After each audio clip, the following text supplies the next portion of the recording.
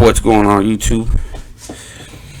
Thank you for tuning in to another story of Texas street stories. And if you haven't hit that subscribe button, help your boy out and hit that subscribe button.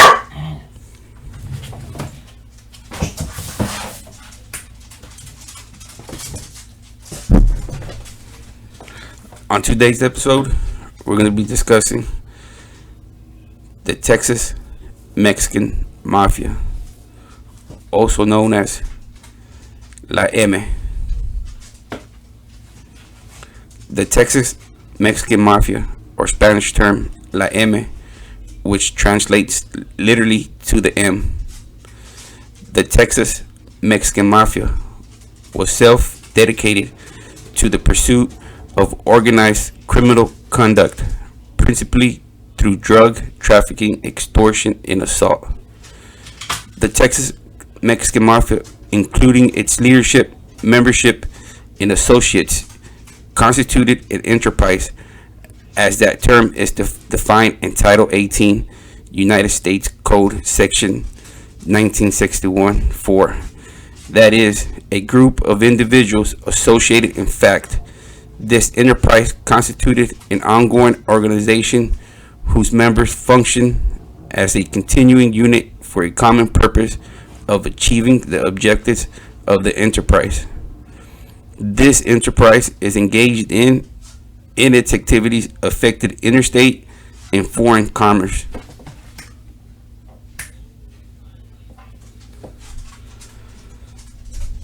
The Texas Mafia was formed in the early 1980s by prisoners incarcerated in the Texas state prison system. The organization's original members joined together behind bars to protect one another from the violent behavior of non-member inmates and to more effectively engage in organized criminal activity. The original members drafted a constitution governing the organization and declared San Antonio, Texas, its capital. Upon release from incarceration, members and prospective members were ordered to report to the organization's leadership, overseeing their hometowns. As membership grew and the organization expanded inside and outside of the prison system, the organization established a presence in the increasing number of towns throughout Texas.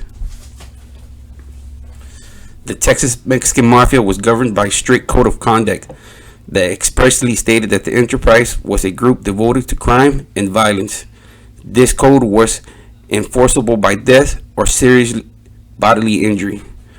One could only become a merecido, or a worthy one, that is, an official member of the Texas Mexican Mafia, after being asked to join by a padrino or a sponsor, and by participating in a serious criminal act. The traditional threshold requirement for membership into the organization is the carrying out of a contract or a cameo on behalf of the organization, oftentimes involving the murder of an enemy. This code absolutely forbade any member's cooperation with law enforcement officials.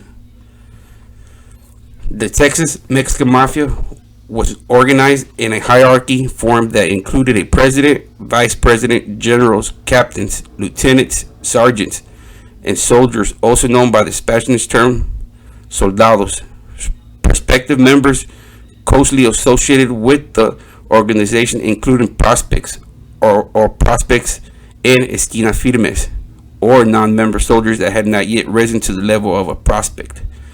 Associates who spent considerable time with the gang were known as coras, or hearts. Members holding rank above that of a soldier are recognized as the leadership of the Texas Mexican Mafia, and it is the directives of the memberships to be carried out by soldiers and prospective members. Many members and associates of the Texas Mexican Mafia signify their membership and alliance to the organization by wearing distinctive tattoos reflecting the letter M. For example, M, the letter M, the number 13, Mexicanami, or displaying images representing Aztec culture and mythology. These tattoos were oftentimes designed to be kept hidden beneath clothing lines, ending at the collar and sleeve to avoid detection by law enforcement officials. Certain tattoos are only allowed to be worn only by merecidos or official members. One of the organization's principal activities and source of income is extortion. According to the organization's constitution, the Texas Mexican Mafia imposed and collected 10% tax on the proceeds of illegal drug sales by non-members for the privilege of selling narcotics in areas under their organization's control. This tax or extortion payment was known as the dime or the 10%. Failure to pay the tax could result in robbery, serious bodily injury, or death. In exchange for paying the 10% drug tax, the Texas Mexican Mafia provided the taxpayer protection from robbery, assistance in collecting drug debts from users, and a degree of protection from completing drug dealers. Another principal source of income for the Texas Mexican Mafia is trafficking illegal drugs. Operating in Southwest Texas afforded the organization two opportunities to profit from narcotics, localized sale, and international trafficking. Like convenient street drug distribution members and associates obtain large quantities of narcotics and distribute them for localized sale. The illegal drugs distributed by the enterprise, including heroin, cocaine, and marijuana, are purchased, sold, and distributed in interstate and foreign commerce. Additionally, members of the gang also provide firearms to the international narcotics traffickers located in Mexico as part of their ongoing relationship.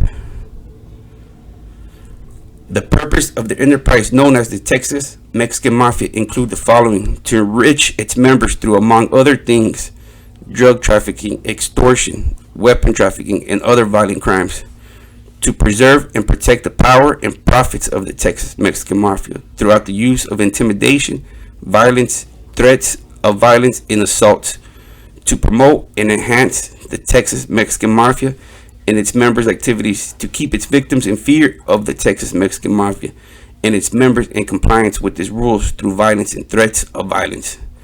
The methods, manners, and means of the enterprise.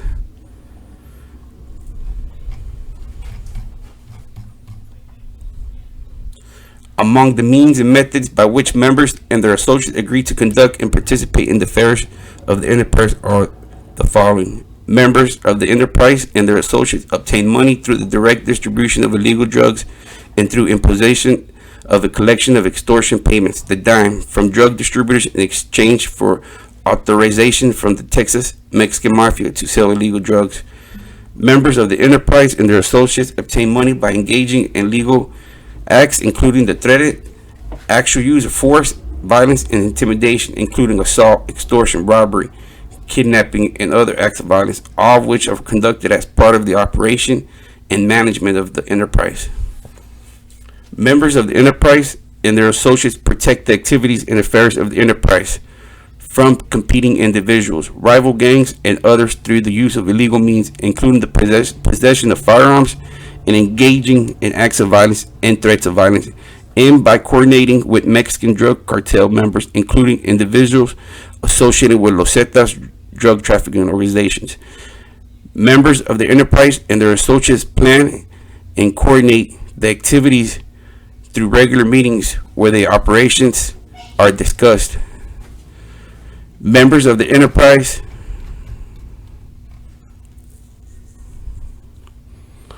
contribute funds to be designated individuals who maintain possession of those funds and act as a bank, loaning out money to members and associates who require funds.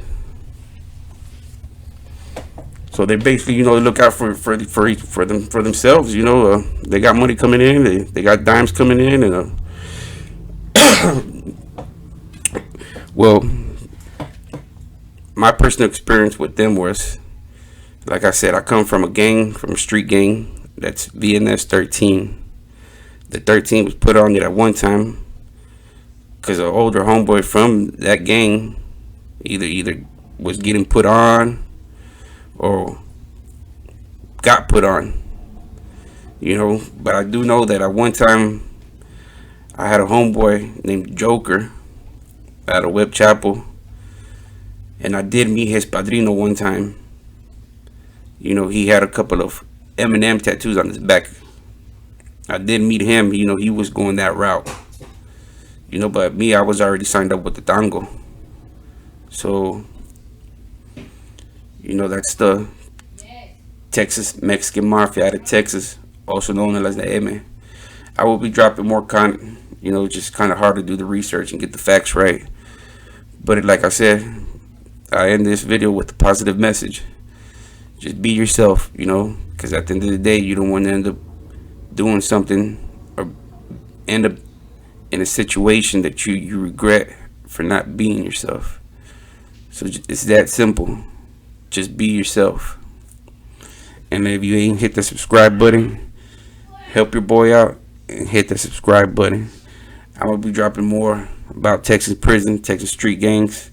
I got some Aryan Circle, some Aryan Brotherhood. I gotta live different about everything about Texas.